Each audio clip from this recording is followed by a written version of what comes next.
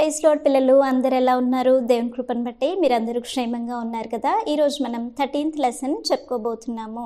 ఒక పేద విధవరాలి జీవితంలో దేవుడు చేసిన ఒక అద్భుతమైన కార్యం గురించి మనం ఈ లెసన్లో నేర్చుకోబోతున్నాం. సో మీరందరూ క్లాస్ కోసం రెడీగా ఉన్నారని నేను అనుకుంటున్నాను. అందరం ప్రార్థన చేసుకొని మనం క్లాస్ని స్టార్ట్ చేసుకుందాము. అందరు కళ్ళు మూసుకోండి, మనం ప్రార్థన చేసుకుందాం.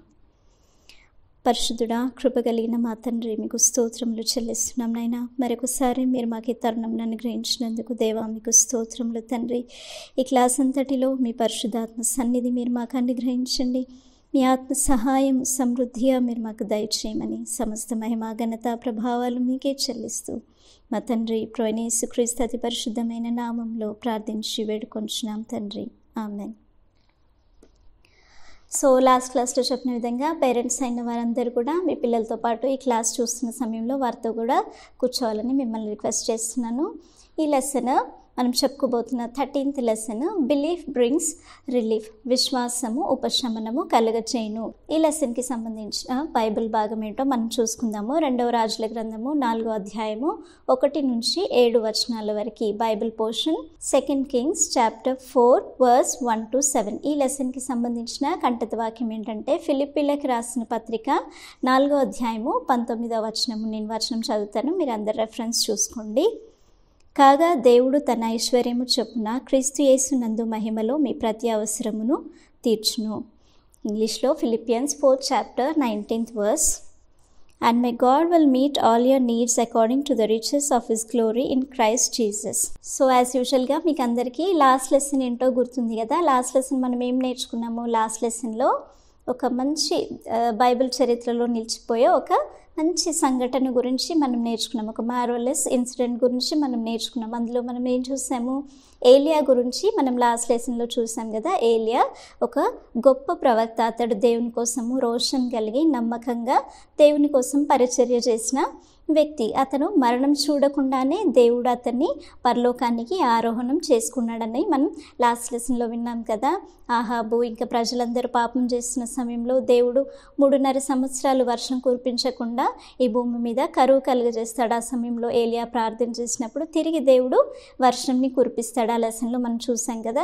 ఏలియా దేవుని కోసం నమ్మకంగా జీవించాడు కాబట్టి దేవుడు అతన్ని పరలోకానికి మరణం చూడకుండానే ఆరోహణం చేసుకోవాలనుకుంటాడు. ఈ విషయం తెలిసిన అతని శిష్యుడైన ఎలీషా ఏం చేస్తాడు? ఏలియా ఎక్కడికి వెళ్తున్నా కూడా అతన్ని విడిచిపెట్టకుండా అతని వెంటే బేతేల్ నుండి యోర్ధాన్ వరకు అతనితోనే తిరుగుతూ ఉంటాడు కదా.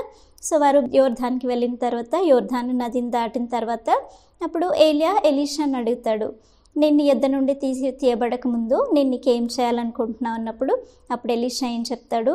నీకు కలిగిన ఆత్మలో 2 పాలు నా మీదకి వచ్చేలాగా దయచేయమనేసి ఎలీషా ఏలియాని అడుగుతాడు. ఏలియా ఏం చెప్తాడు? నేను నీ యొద్ద నుండి తీయబడుతున్న సమయంలో ఒకవేళ నేను కనబడిన ఎడల అది జరుగుతుంది, లేకపోతే అలా జరగదు అనేసి చెప్తూ వాళ్ళు మాట్లాడుతూ అలా ఉంటున్న సమయంలో వెంటనే అగ్నిరథం ఒకటి వచ్చేసి వారిద్దరిని వేరు చేసి అప్పుడు ఏం జరుగుతుంది? ఏలియాని సుడిగాలి చేత పరలోకమునకు దేవుడు ఆహరణం చేయిస్తాడనమాట. అప్పటి వరకు చూసారా, ఇంత మార్వలస్ ఇన్సిడెంట్ కదా. ఒక గొప్ప సంఘటన, అద్భుతమైన సంఘటన కదా. ఏలియా ఇద్దరు కలిసి ఉన్నారు, కానీ క్షణాల్లో అప్పుడు ఏలియా ఏమైంది? దేవుని చేత అతడు ఆరోహణం చేయబడ్డాడు కదా. సో అక్కడి నుంచి ఎలీషా తిరిగి వచ్చేస్తాడు. సో ఆ లాస్ట్ లెసన్లో మనం చూసుకున్నాం కదా. ఇప్పుడు ఈ లెసన్లో మనం ఏం చూస్తున్నామంటే ఏలియా ఆరోహణం అయిపోతున్న సమయంలో ఎలీషా చూశాడు కాబట్టి అతడు తప్పకుండా ఏలియా యొక్క ఆత్మలో 2 పాలు అతను పొందుకున్నాడు కదా. సో ఇప్పుడు ఏలియాకి కలిగిన ఆత్మ ఇతను 2 అంతలు పొందుకున్నాడు. యాక్చువల్గా 2 అంతల ఆత్మ అంటే ఏంటి?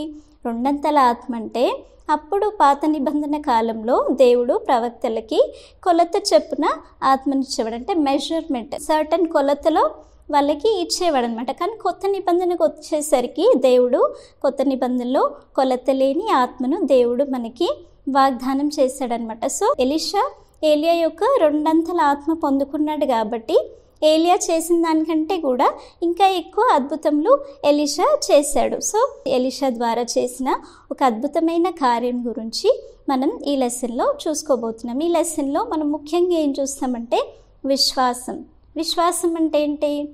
విశ్వాసం అంటే సింపుల్ లాంగ్వేజ్లో చూస్తే మనం విశ్వాసం అంటే నమ్మడం. యాక్చువల్గా ఇప్పుడు మన హెబ్రీ పత్రికలో చూస్తే విశ్వాసం అంటే నిరీక్షింపబడు వాటి యొక్క నిజస్వరూపము, అదృశ్యమైనవి ఉన్నవని రుజువు అనేసి ఆ విధంగా వాక్యంలో ఉందన్నమాట. ఇంగ్లీష్లో చూస్తే ఏంటంటే faith is the substance of things hoped for, the evidence of things not seen అనమాట. ఇప్పుడు విశ్వాసం అంటే జనరల్గా మీకు ఎగ్జాంపుల్ చెప్తాను. ఇప్పుడు గాలి ఉంది, ఎయిర్ ఉంది, అది మనం కళ్ళతో చూస్తున్నామా? చూడట్లేదు కదా. కానీ దాని పని ద్వారా అంటే దాని క్రియల ద్వారా గాలి ఉంది అని మనకు తెలుసు. అది గాలి వేసినప్పుడు చెట్లు ఊగుతాయి. ఇంకా మీరు సైన్స్ సబ్జెక్ట్లో చూస్తారు కదా, air has weight, air exerts pressure, ఇట్లా మీరు సైన్స్ సబ్జెక్ట్లో చూసుంటారు కదా. గాలి ఇప్పుడు మనం పీల్చుకుంటున్నాం, గాలి తీసుకుంటున్నాం కదా. సో గాలి మనకి కనబడకపోయినా కూడా గాలి ఉందని మనకి ఎలా తెలుసు? దాని క్రియల ద్వారా తెలుస్తుంది. అదే సమయంలో విశ్వాసం అంటే ఏంటంటే మనం ఏదైతే చూడట్లేదో అవి ఉన్నాయని నమ్మడమే విశ్వాసం. ఇప్పుడు ఫర్ సపోజ్ దేవుడు ఉన్నాడా, పరలోక రాజ్యం ఉందా అనేసి చాలామంది అంటారు కదా. మనం డైరెక్ట్ దేవుడిని చూడట్లేదు, కానీ దేవుడు ఉన్నాడు, పరలోక రాజ్యం ఉంది అనేసి మనకి ఎలా తెలుస్తుంది? దేవుని యొక్క సృష్టి మనమే ఎగ్జాంపుల్ కదా. దేవుడు మనల్ని తయారు చేశాడు, మనమే గొప్ప ఎగ్జాంపుల్ దేవుడు ఉన్నాడని చెప్పడానికి. అంటే దేవుడు ఉన్నాడు, పరలోక రాజ్యం ఉంది అని మనం వాటిని చూడకపోయినా నమ్మడమే విశ్వాసం అన్నమాట. సో ఈ లెసన్లో ఒక పేద విధవరాల యొక్క విశ్వాసం గురించి మనం చదువుకుంటామంటారు. ఒకసారి ఏం జరుగుతుందంటే, ఒక ప్రవక్తల యొక్క శిష్యులలో ఒక శిష్యుడు చనిపోతాడనమాట. అతను చనిపోయినప్పుడు అతడు దేవుని యందు మంచి భక్తి గలవాడనమాట. దేవుని యందు మంచి సాక్ష్యం కలిగిన వ్యక్తి అనమాట అతడు. సో అతడు చనిపోయిన తర్వాత అతనికి 2 కుమారులు ఉన్నారు, అతనికి భార్య, 2 కుమారులు ఉన్నారనమాట. అతను చనిపోయిన తర్వాత వారి కుటుంబంలో చాలా బాధాకరమైన పరిస్థితి ఉంటుంది. ఎందుకంటే వారికి కొంత అప్పు ఉందన్నమాట. సో ఆ అప్పు తీర్చడానికి ఇప్పుడు ఆ వ్యక్తి లేడు, ఆ వ్యక్తి చనిపోయాడు. ఇప్పుడు అప్పుల వాడు వచ్చేసి ఏం చేస్తాడంటే తన 2 కుమారులను కూడా తనకి దాసులుగా ఉండడానికి తీసుకెళ్ళిపోవాలనుకుంటాడనమాట. అప్పుడు ఆ విధవరాలు ఏం చేస్తుందంటే ఎలీషా యొద్ద మొరపెట్టుకుంటుందన్నమాట. నీ యొక్క దాసుడైన నా భర్త చనిపోయాడు, అతడు దేవుని యందు భక్తి గలవాడని నీకు తెలుసు. అయితే ఇప్పుడు అప్పులవాడు వచ్చి నా 2 కుమారులని తనకి దాసులుగా ఉండడానికి తీసుకెళ్ళిపోవాలనుకుంటున్నాడు అనేసి ఆ యొక్క పేద విధవరాలు వచ్చేసి అక్కడ ఎలీషా దగ్గర మొరపెట్టుకుంటుంది అనమాట. విధవరాలు అంటే మీకు తెలుసు కదా, భర్త చనిపోయిన స్త్రీని విధవరాలు అంటారనమాట. సో ఆ స్త్రీ అక్కడ ఎలీషా దగ్గర మొరపెట్టుకుంటున్నప్పుడు ఎలీషా ఏం చేస్తాడు? నా వల్ల నీకేం కావాలి, నేను నీకేం చేయగలను అనేసి ఆ విధంగా అడుగుతాడనమాట. ఇంకా అదే సమయంలో తనని అడుగుతాడనమాట. సరే నీ ఇంటిలో ఏముంది చెప్పు అనేసి అడిగినప్పుడు అప్పుడు ఆమె పాపం తన పరిస్థితి చాలా దీనంగా ఉంది కదా, చాలా పేద స్థితిలో వారు ఉన్నారు కదా. సో ఆమె దగ్గర ఏముంటుంది? ఏమి ఉండలేదు. జనరల్గా అయితే మనకి అర్థమైపోతుంది కదా తన దగ్గర ఏమీ లేదనేసి. సో ఆమె చెప్తుంది, నా దగ్గర నూనె కుండ తప్ప మరి ఇంకేమి కూడా నా దగ్గర లేదు అని చెప్తుంది. పాపం చూసారా ఎంత దీనమైన స్థితిలో ఉన్నారు. పాపం ఆమె 2 కుమారులను పెట్టుకొని ఇంకా ఆ రకంగా ఉంటుంది కదా.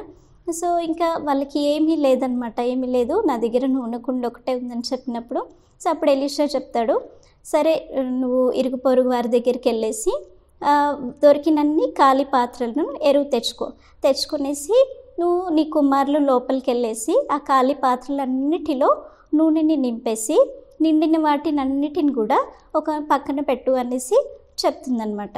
చూసారా, కుండ అంటే ఈ విధంగా ఉంటుంది. యాక్చువల్గా 2 హ్యాండిల్స్ కూడా కొన్ని కుండలకు ఉంటాయి అన్నమాట. ఆ సమయంలో నూనె కుండలు, వాటర్కి కానీ ఇలాంటి కుండలు ఉండేవన్నమాట. సో ఇలాంటి కుండ పేద విధవరాల దగ్గర ఉందన్నమాట. సో ఇప్పుడు ఆమె ఏం చేస్తుంది? ఎలీషా చెప్పిన ప్రకారంగానే ఆమె వారి కుమారులు వెళ్ళి ఇరుగు పొరుగు వారి దగ్గర దొరికినన్ని కుండలన్నీ, దొరికిన పాత్రలన్నిటిని కూడా ఎరువు తెచ్చుకుంటారు. విధవరాల యొక్క పిల్లలు వెళ్ళి చాలా పాత్రలు తెచ్చుకుంటారు కదా వాళ్ళ దగ్గరికి. సో వాళ్ళ పాత్రలన్నీ తెచ్చిన తర్వాత పిల్లలు ఆమె లోపలికి వెళ్ళేసి తలుపు మూసుకొని తన కుండలో నుంచి ఆ పాత్రలో నూనె పోయడము ప్రారంభిస్తుంది. ఎలీషా చెప్పిన ప్రకారంగానే. యాక్చువల్గా తనకి ఒక సందేహం కలిగి ఉండొచ్చు కదా, ఇప్పుడు తన దగ్గర ఉన్నది ఒకటే కుండ, కానీ ఎలీషానేమో ఇన్ని పాత్రలు తీసుకురమ్మంటున్నాడు. ఆ తీసుకొచ్చిన పాత్రలన్నిటిలో నూనె పోయమంటున్నాడు. ఒక్క కుండలోని నూనె ఇన్ని పాత్రల్లో ఎలా పోయగలుగుతాను అనేసి యాక్చువల్గా తనకి సందేహం వచ్చి ఉండొచ్చు కదా. కానీ ఆమె తన సందేహంని ఏం చెప్పలేదు. ఎందుకంటే ఆమెకు తెలుసు ఎలీషా దేవుని యొక్క ప్రవక్త, అతడు తప్పకుండా దేవుడి ద్వారా ప్రేరేపించబడిన విషయాలే చెప్తాడు అనేసి తను ఏమాత్రం అవిశ్వాసం చూపించకుండా ఇంకా తన కుండలోని నూనెను ఆ పాత్రలో పోయడం స్టార్ట్ చేస్తుంది అనమాట. అయితే ఆమె నూనె పోస్తున్న సమయంలో ఒక మిరాక్యులస్ ఈవెంట్ జరుగుతుంది, ఒక ఆశ్చర్యకరమైన విషయం జరుగుతుంది అనమాట. ఏం జరుగుతుంది? యాక్చువల్గా ఒక్క కుండలో నూనె ఒక్క పాత్రలోనే పోయగలుగుతాం. ఒకవేళ అది పెద్ద పాత్ర అయితే ఒక్క దాంట్లో పోస్తాం, లేకపోతే చిన్న పాత్రలు అయితే 2 దాంట్లో పోస్తాం. కానీ మీ నూనె పోస్తున్న సమయంలో ఏమవుతుందంటే తన కుండలో నుంచి నూనె పోస్తున్నప్పుడు ఒక పాత్ర నిండిపోయింది, తర్వాత అది నిండిన తర్వాత ఇంకొక పాత్ర నిండిపోతుంది, తర్వాత ఇంకొక పాత్ర, అలా పాత్రలన్నీ నిండిపోతూనే ఉన్నాయి. తను నూనె పోస్తుంది, పాత్రలన్నీ నిండిపోతున్నాయి, అవి పక్కన పెడతా ఉన్నారు. అసలు ఇంకా నూనె ఆగట్లేదు, అలా పోస్తూనే ఉన్నారనమాట. సో ఒక గొప్ప ఆశ్చర్యకరమైన కార్యం దేవుడు అక్కడ జరిగిస్తాడనమాట. ఆ విధంగా వాళ్ళు నూనె నింపుతూ ఆ పాత్రలన్నిటినీ పక్కన పెడుతూ ఉంటారు. చూడండి, ఇక్కడ విధవరాలైన స్త్రీ తన కుండలో నుంచి పాత్రలన్నిటిలో నూనె నింపుతూ ఉంటే పిల్లలు కూడా సహాయం చేస్తున్నారు కదా. సో వాళ్ళు నూనె నింపుతూ ఉన్నారు, పక్కన పెడతా ఉన్నారు. చూస్తున్నారు కదా ఇక్కడ పిక్చర్లో. చూడండి, అక్కడ దేవుడు ఎంత అద్భుతమైన కార్యం చేశాడు కదా. యాక్చువల్గా వారి దగ్గర ఉన్నది ఒకటే నూనె కుండ, కానీ వాళ్ళు తెచ్చింది చాలా పాత్రలు తెచ్చారు. ఆ పాత్రలన్నిటిలో ఒక్క నూనె కుండలో నుండి ఆ పాత్రలన్నిటినీ వారు నింపగలిగారు. ఎందుకు? అది ఎలా సాధ్యమైంది? కేవలం దేవుని బట్టే అది సాధ్యమైంది కదా. యాక్చువల్గా ఒక నూనె కుండ ద్వారా రెండు నూనె కుండలు నింపామనుకోండి, అదే గొప్ప అద్భుతం. కానీ జనరల్గా మనం ఏం చేయగలుగుతాం? ఒక నూనె కుండలో నుంచి ఏవో చిన్నవి 2 పాత్రలు కానీ 2-3 పాత్రలు కానీ మనం నింపగలుగుతాం. కానీ ఒక్క నూనె కుండలో నుండి అనేక పాత్రలు నింపబడడం అంటే చాలా గొప్ప అద్భుతం కదా. దేవుడు ఎంత గొప్ప అద్భుతాన్ని అక్కడ చేశాడు కదా. సో ఆ స్త్రీ అలా పాత్రలన్నీ నింపుతా ఉంటే అవన్నీ నిండిపోతూ ఉంటే తర్వాత పాత్రలన్నీ అయిపోయిన తర్వాత అప్పుడు మళ్ళీ ఆ స్త్రీ తన కుమారుణ్ణి అడుగుతుంది అనమాట, ఇంకేమైనా ఖాళీ పాత్రలు ఉన్నాయేమో ఇవ్వు అని చెప్పినప్పుడు అప్పుడు ఆ అబ్బాయి చెప్తాడు, ఇంకా ఖాళీ పాత్రలు ఏవి కూడా లేవు అనేసి చెప్తారనమాట. చూసారా ఇక్కడ ఎంత ఆశ్చర్యకరమైన విషయం జరిగింది కదా. ఒక పాత్ర నుంచి బోలెడని పాత్రలు వాళ్ళు నింపగలిగారు. ఒక్క పాత్ర కూడా, తెచ్చిన పాత్ర ఏది కూడా ఖాళీగా ఉండలేదు, అన్నిటిలో కూడా నూనె నింపబడింది అనమాట. తర్వాత ఇంకా పాత్రలన్నీ నిండిపోయిన తర్వాత ఇప్పుడు నూనె ప్రవహించడం ఆగిపోయింది, ఇంకా నూనె నిలిచిపోయింది అనమాట. అప్పుడు ఆ స్త్రీ ఏం చేస్తుంది? ఎలీషా దగ్గరికి వెళ్తుంది అనమాట. ఆ స్త్రీ ఎలీషా దగ్గరికి వెళ్ళి జరిగిన విషయం అంతా కూడా వివరిస్తుంది అనమాట. పాత్రలో ఏ విధంగా నూనె నింపబడిందో ఆ విషయాలన్నిటిని కూడా ఎలీషాతోని వివరించి చెప్తుందనమాట. ఆ స్త్రీ జరిగిన విషయాలన్నీ చెప్పిన తర్వాత అప్పుడు ఎలీషా ఏం చేస్తాడు? సరే, ఇంకా నువ్వు వెళ్ళి ఆ నూనెనంతటిని కూడా నూనెని అమ్మేసి నీ అప్పు తీర్చుకొని మిగిలిన దానితో నీవు నీ పిల్లలు బ్రతకండి అనేసి చెప్తారు. అప్పుడు ఆ స్త్రీకి ఎంత సంతోషం కలిగి ఉంటుంది కదా. అప్సలామి ఎంత కష్టమైన పరిస్థితిలో ఉంది కదా. అప్పుల వాడు వచ్చి తన పిల్లల్ని తీసుకెళ్ళిపోయే పరిస్థితి, తన దగ్గర ఎలాంటి డబ్బులు లేవు, ఎలాంటి సహాయం లేదు, నిస్సహాయమైన స్థితిలో తానుంది కదా. అప్పులవాడు తన పిల్లల్ని తీసుకెళ్ళిపోతాడు. అలాంటి పరిస్థితిలో దేవుడు ఆమెకి గొప్ప సహాయం కలుగజేశాడు, గొప్ప ఆదరణ కలుగజేశాడు కదా. పిల్లలు బానిసత్వంకి వెళ్ళిపోకుండా, అప్పులవాడు తీసుకెళ్ళిపోకుండా వారు సంతోషంగా జీవించడానికి దేవుడు వారికి సహాయం చేశాడు. దేవుడికి అసాధ్యమైనది ఏది కూడా లేదు కదా. ఇక్కడ ఏ మానవుడు కానీ ఎలాంటి పని కానీ అక్కడ జరగలేదు, కేవలం దేవుని ద్వారానే వారికి యొక్క సహాయం జరిగింది కదా. సో ఎలీషా ద్వారా జరిగిన అద్భుతము, ఆ యొక్క పేద విధవరాల జీవితంలో దేవుడు చేసిన కార్యము, ఇవన్నీ కూడా మీకు అర్థమైనని నేను అనుకుంటున్నాను. ఈ లెసన్కి సంబంధించిన ఇంపార్టెంట్ పాయింట్స్ ఏంటో మనం చూసుకుందాం. ఈ లెసన్లో మనం చూస్తున్న ముఖ్యమైన విషయాలు ఏంటంటే, first point, nothing is impossible for God. దేవునికి అసాధ్యమైనది ఏది కూడా లేదు. ఈ లెసన్లో మనకు అర్థమవుతుంది కదా. యాక్చువల్గా విధవరాలు ఎలాగుంది? తాను చాలా కష్టమైన పరిస్థితిలో ఉంది. ఎవరు కూడా తనకి అప్పు తీర్చడానికి ఎవరు కూడా డబ్బులు ఇచ్చే స్థితి అక్కడ లేదనమాట. కానీ ఆ సమయంలో దేవుడు ఆశ్చర్యంగా ఒక్క నూనె కుండలో నుంచి అనేక పాత్రలు నిండులాగా నూనెని ప్రవహింపజేసి దేవుడు అక్కడ ఒక గొప్ప అద్భుతంని జరిగించాడు. అది ఎవరికి సాధ్యమవుతుంది? మనం చేయగలుగుతామా? ఒక్క నూనె కుండలో నుంచి 10 నూనె కుండలు మనం నింపగలుగుతామా? అలా చేయలేం కదా. కానీ దేవుడు ఒక గొప్ప కార్యంని అక్కడ చేశాడు. కాబట్టి దేవునికి సమస్తము సాధ్యము అని మనం ఈ లెసన్లో నేర్చుకుంటున్నాం. ఇప్పుడు చూడండి, ఆకాశ పక్షులు ఉంటాయి, అవి విత్తవు కోయవు, కానీ వాళ్ళకి ఎలాంటి గోడౌన్స్ కూడా లేవు వాటికి. కానీ వాటికి దేవుడు కావాల్సిన ఆహారాన్ని సమయానికి దేవుడు వాటికి ఇస్తున్నాడు కదా. అదే సమయంలో దేవుడు ఈ సమస్తంను సృష్టించిన సృష్టికర్త. ఈ సృష్టి అంతా దేవుడిదే. మనం ఎవరి పిల్లలము? దేవుడు పిల్లలం. ఆయన రాజు, రాజులకు రాజైన పిల్లలకి ఏమైనా కొదవ ఉంటుందా? మనం రాజు పిల్లలం కదా, కాబట్టి దేవుడు మనకి ఏదైనా కొదవ చేయగలుగుతాడా?